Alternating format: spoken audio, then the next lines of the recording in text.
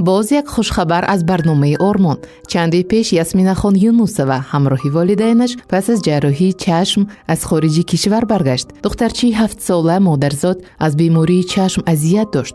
خوشبختانه سال 2021 معمای این کودک نیز حل خود را یافت.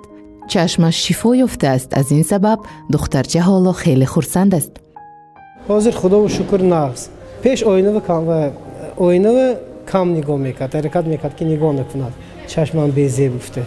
حاضر فقط پیش آیننده دادا جان من چشمم خوشروی شده است. دادا جان چشم خدا جان درست کرده است گفته. یادرس میکنیم که 1 سال قبل از معمای این عائله در برنامه آرمان نقل کرده بودیم. آن زمان مادرش استقامت کننده شهر خوجند یونوسова ویکتوریا برای جراحی فرزندش در خارج کشور چاره میجست. یگانه فرزندش یاسمینا بیمار بود. یک چشم کودک پرده گرفته و رمی و سرخی بلند پیدا کرده بود. تشخیص مرکب استیگماتیزم، کوچش شبکیه جراحی گشته چشم چپ با افقیه داشت. آن زمان مادرش میخواست فرزندش را در بیمارخانه شهر یکاترینبورگ جراحی نماید. لیک از سبب محکم گشتن سرحدها جراحی کودک چند مرتبه موقوف گذاشته شد.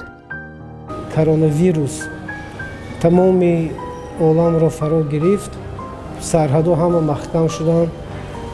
سامالیات ایرپورت ها محکم شدن. برای همین طبابت یاسمیناخان بسیار هم وقتی دورم دراز را گرفت. ما همین فوند آرمان به سال 2020 مراجعت کرده بودیم. سال 2020 مراجعت کرده بودیم. خیلی وقت و ساعت خواسته الله همین بود است که من خیلی سال 2021 همین بیماری های چشمش، همین مشکلی ها، همین عذاب و مشقت ها با یاردم مردم که همه کس به یاسمیناخان یاردم کردن، دعاهای نیک کردن، کامنتاری ها بسیار میخوندیم فیسبوک به چی اویدی مسئله بیماری یاسمیناخان فوند آرمان یک نوار تیار کرده بودن. همون به دعای مردم شهر خوجند، تمام سخاوتمندان، ثوابجویان با یاردم کلی آدمان یاسمیناخان خدا و شکر چشمش شفای کامل یافت. روزی که یاسمیناخان به دنیا آمد 1 ماه بود که ما کسی چشم یاسمیناخان با خبر شدیم. من اول با چقدر تونستم 6 سال به شهر یکاترینبورگ، سوردلوفسک область، شهر یکاترینبورگ 6 سال یاسمیناخان همونجا برده طبابت کردم، معالجه کردم. مبلغ کلان صرف شد. وقتی بسیار زیقی همین فکر و خیال و همون چشمش ورم کرده برآمد که پیش ما رفتگینده و ورم بود. 4 طرفش سرخی دورش رفتگی بود. همون جنده دیاگنوزش چشمش نمیبینه، چشمش کور شده گفتگیشانده. من درستگاه چند بار فکر کرده بودم که فوندی شما مراجعت کنم افته. سانیوژه دیگر هیچ جنبه هیچی نموند. همین خیلی خیلی مبلغایی که صرف شد 3 تا 4 تا بانک خواست گفته بودم. شاید باش به تلفن کرده گفتم که من دیگر باش نمیگم. بینم چشم این من تو ورم کرده که قوله که چشمش پون درنبه برفتگی، سفیدی برامدگی. ترسی چاکو ندانسته توشکم تلفن کردم. کرانتین ممکنه.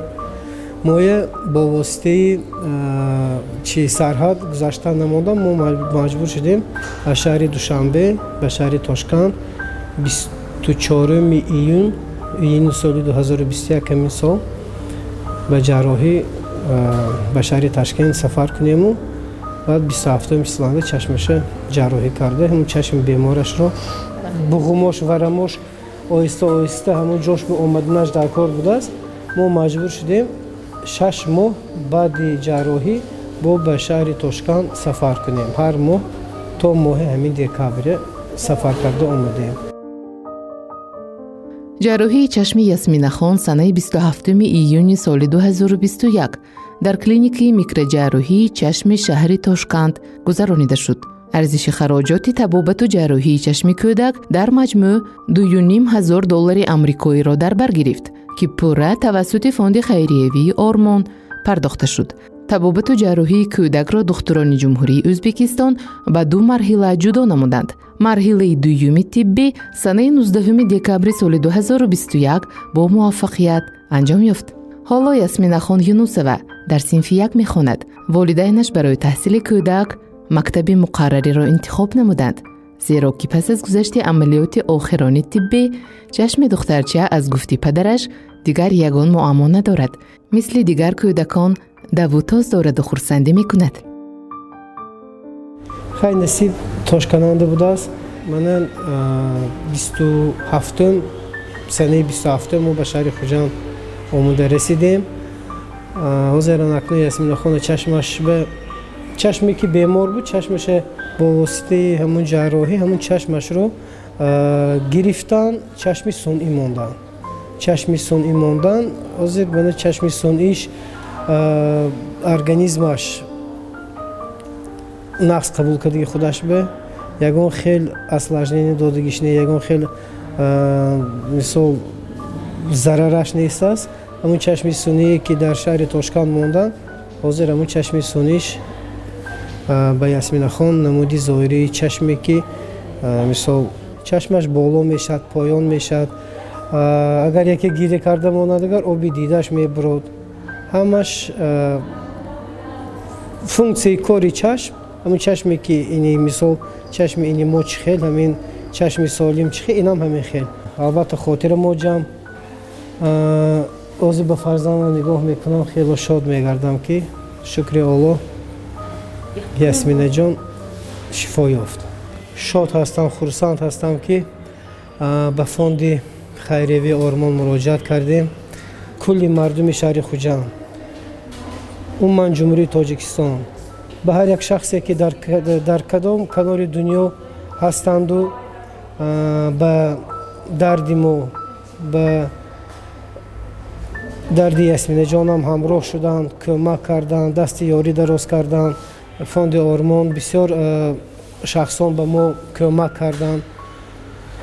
то ҳамин сарҳад гузаштани одамое пайдо шуданд ки сарҳадгузари мо бо воситаи самолёт шаҳри Ташкент, ҳамун меҳмонхонаҳо, ҳамаҳо мисол мо бо ҳам маблағи пулӣ, ҳам дастгири психологически моральный ёрдам кардам. мо бисёр хурсанд ҳастем, мо бисёр миннатдор ҳастем ки дар арифаи соли нав Ясминахон бо чашми зебо, бо чашме ки ҳозир ба худаш хело ҳам бисёр маъқул аст, хурсанд. ман мегӯям ҳамин аввалаш бо хоҳиши, бо хости Худованд, бо ёрдами шахсоне ки бетараф нестанд ба беморон, ба ниёзмандон. мо маҷбур шудем ки ба фонди Ормон муроҷиат кунем. мо хеле шод ҳастем ки ба фонд муроҷиат кардему. шукри Аллоҳ, ман амирӯз Ясминахони ман бисёр хурсанд ҳаст. хотири худамам ҷамъ шуд.